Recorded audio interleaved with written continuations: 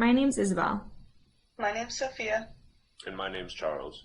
We're the University of Buffalo's carbon reduction team. This semester we conducted a greenhouse gas inventory for the City of Buffalo.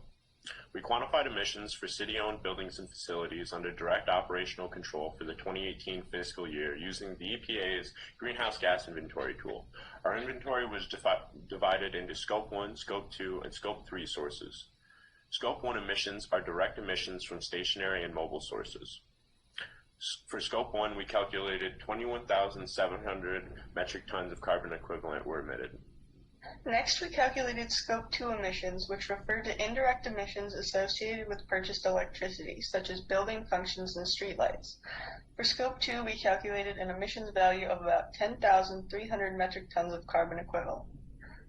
Scope 3 emissions are from activities impacted but not controlled by the city. For this project, we focused on employee commutes to City Hall. For Scope 3, we calculated about 380 metric tons of carbon equivalent. In total, we estimate the city's carbon footprint to be around 32,500 metric tons of carbon.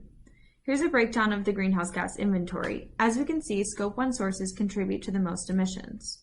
We're excited to lay the framework for the city to begin tracking their emissions. It's recommended that the perimeter of the inventory be expanded to include agencies represented in other relevant plans and policies. Surveys of fleet inventory and employee commute should be completed to determine more accurate emissions.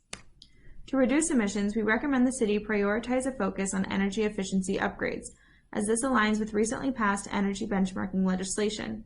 Energy efficiency upgrades would save the city 6,000 metric tons of carbon emissions and a cost savings of $3 million annually. By actively tracking their emissions and taking measures to reduce pollution, the city is taking action against climate change and making the world a greener place.